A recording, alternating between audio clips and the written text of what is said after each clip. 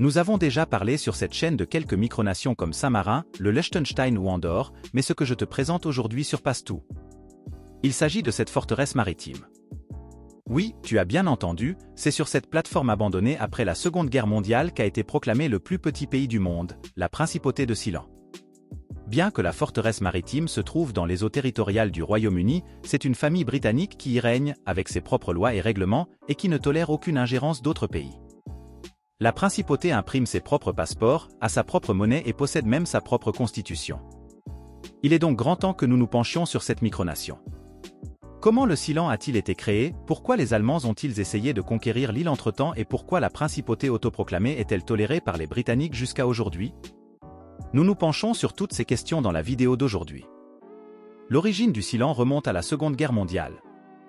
Très tôt, les Britanniques construisent de nombreuses forteresses maritimes pour repousser les attaques aériennes et maritimes allemandes. Mais à la fin de la guerre, les plateformes de défense ont perdu leur utilité, elles ont été abandonnées par les soldats et se sont retrouvées orphelines au large des côtes de la Grande-Bretagne. Mais la situation a changé à partir des années 60, notamment en raison de la radio. À l'époque, il n'y avait que la radio BBC qui avait le quasi-monopole. Mais lorsque les jeunes des années 60 ont pris conscience de leurs propres valeurs, de nouvelles stations de radio ont vu le jour et ont diffusé des styles de musique alors réprouvés comme le rock'n'roll. Mais comme elles ont été rapidement interdites par les autorités britanniques, elles avaient besoin d'un emplacement en dehors des zones d'influence britannique et c'est là que les forteresses maritimes entrent en jeu. Celles-ci se trouvaient encore à l'époque en dehors des eaux territoriales britanniques et elles offraient un refuge idéal pour les soi-disant stations pirates avant la loi sur la radiodiffusion. C'est ainsi que Patrick Roybat, un ancien major de l'armée britannique, a eu l'idée d'occuper l'une de ces forteresses pour y installer sa propre station. Avec sagesse, il a choisi l'île la plus éloignée du continent. Les autorités britanniques ont vite compris l'astuce et ont promulgué le Marine Broadcasting Offence Act, qui interdit les stations de radio britanniques même en dehors des eaux territoriales. Presque tous les occupants des îles artificielles ont alors quitté leur lieu de retraite, sauf un, Patrick Roybat. Entre-temps, celui-ci s'est désintéressé de la radio et a eu une nouvelle idée, bien plus ambitieuse. Il voulait créer son propre État. Aussitôt dit, aussitôt fait. Il rassembla sa famille et quelques fidèles, le 2 septembre de l'année 1967, il proclama effectivement la principauté de Sealand. Bien entendu, le gouvernement britannique n'a pas du tout apprécié et a immédiatement envoyé la Royal Navy pour le chasser, lui et son entourage. Mais le prince autoproclamé s'est montré si sûr de lui qu'il aurait lui-même tiré plusieurs coups de feu en direction des bateaux de débarquement. Mais comme le gouvernement britannique voulait à tout prix éviter une fusillade, il s'est retiré. Il faut savoir qu'à l'époque, l'incident avait fait les gros titres de la presse britannique et que beaucoup de gens sympathisaient avec le rebelle. Le gouvernement voulait donc à tout prix éviter les images sanglantes et a décidé d'utiliser la voie juridique. Mais cela n'a pas fonctionné non plus. Le tribunal s'est déclaré incompétent car la forteresse maritime se trouve en dehors du territoire britannique, dans les eaux internationales. À l'époque, la limite des miles nautiques était bien plus petite qu'aujourd'hui. Les autorités ont donc rendu visite à Bat et à son entourage, mais il a toujours invoqué la décision du tribunal selon laquelle sa principauté ne faisait pas partie du Royaume-Uni. Malgré sa petite superficie, la principauté a déjà connu des conflits armés.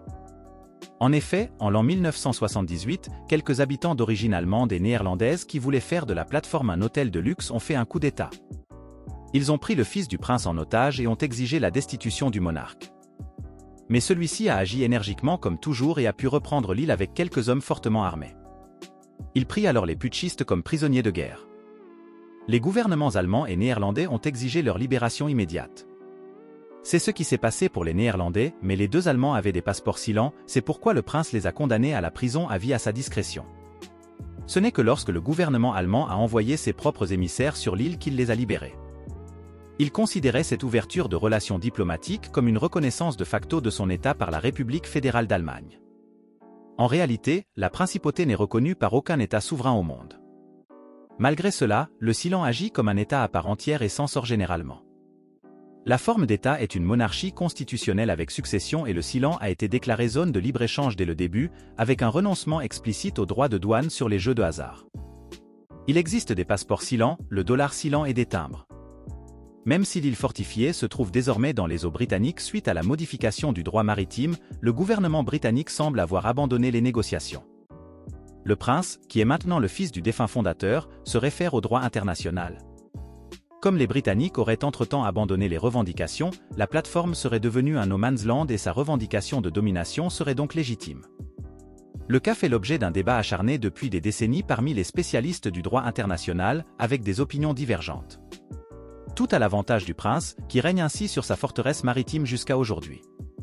Mais si l'idée te vient de fonder ton propre État dans les eaux internationales, je dois malheureusement te décevoir. Dans les années 80 déjà, la création d'un tel État a été exclue pour l'avenir. L'État voisin le plus proche est désormais responsable de toutes les nouvelles fondations. Le Ceylan, qui existait déjà avant la législation, fait exception à cette règle et restera à jamais la seule principauté de ce type.